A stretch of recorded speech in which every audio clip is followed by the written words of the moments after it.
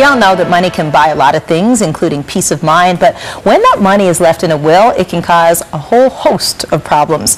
Aaron Spelling and Luciano Pavarotti each earned millions of dollars during their careers, but after they passed away, public family fights over their estates became their lasting legacy. So this week, we're taking a look at family feuds and how to avoid them.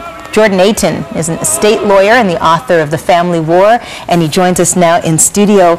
Jordan, how frequent are these family feuds? What are you seeing in your practice? Yeah, sadly, they're becoming more and more frequent. It's about families who and parents who don't necessarily plan properly, but the seeds of an estate fight are sown way back. You know, they're back in childhood, and sadly, when the parents are gone, that lid that was on the pot, keeping everybody in check, is gone. And explain that a little further, that the seeds are sown in childhood. Well, estate fights are really, you know, people think it's about money and it's about greed, but it's really not that much about that.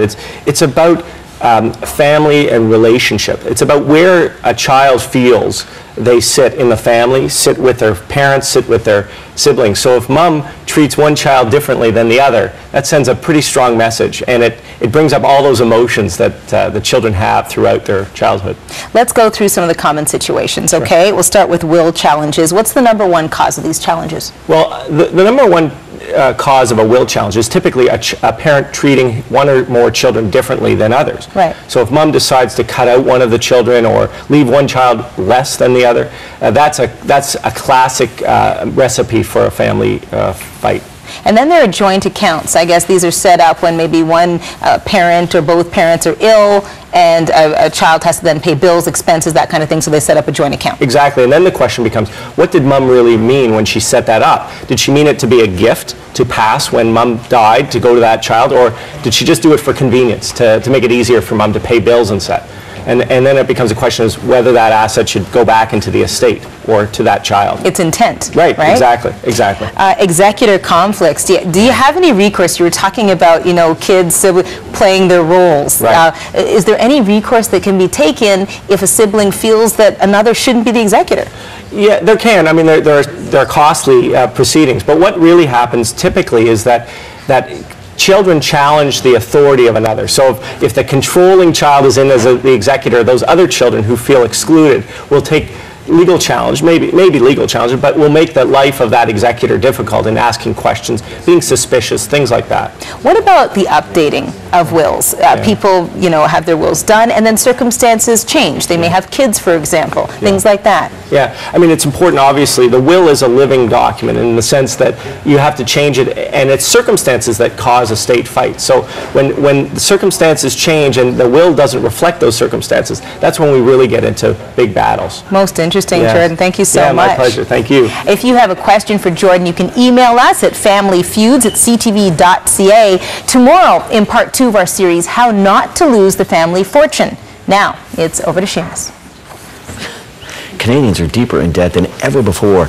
According to a recent study, the average household carried a total debt load of more than $80,000 last year. The growing problem has even given rise to a new term. It's called financial sabotage. And joining us now is Laurie Campbell. She's Executive Director of Credit Canada. Great to talk to you. Thank you. Well, I mean, $80,000, is that outside of a mortgage? It's not outside of a mortgage, but the problem lies in the fact that only 3 years ago that number was $69,000. So the number is creeping up at such an astronomical rate that people really are not able to keep up with it, especially with incomes not rising at that rate as well. Well, and the other thing, I mean, if there's ever a recession or, you know, the economy goes down in any way whatsoever, people just have lots of debt and very little protection or savings. Right? Well, exactly. And the one thing that we see over and over again is that people are about 2 paychecks or if not 1 paycheck away from financial disaster.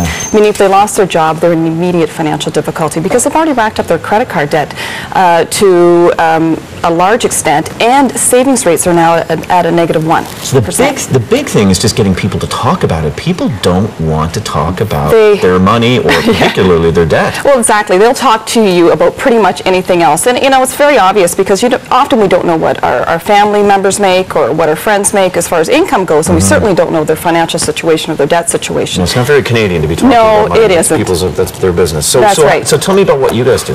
Well, we are a not-for-profit charity, and what we do is we counsel individuals on a one-to-one basis, and we offer telephone counseling, individual counseling, and we do online assessments as well. And we look at a full financial situation and look at how people can resolve their debt situation and look at better ways of managing their money, better ways of budgeting, and perhaps even mediating with the creditors. So you don't lend money, but you just make it so that it's easy, so people can perhaps consolidate their debt and notify creditors and say, okay, look, we've got a plan worked out for this person. Exactly. What we're trying to do is help people make lifestyle changes. For example, they may not be doing things in a very, very good way as far as budgeting their money or managing their money. Yeah. They may be spending in areas that they really shouldn't be spending. And also, I find when you tell people, if you keep spending the way that you're spending, look at what you're about to do to yourself and to your finances. Exactly, and it's no fun. What people don't realize is the stress and the marital problems, the stress, the health problems that happen because of financial difficulties. It can be very overwhelming, and people are on the verge of divorce. They're depressed, and they're going through severe health and work problems because of financial difficulties. So, Lori, step one is to just deal with it, to talk about it and deal with it. Yeah,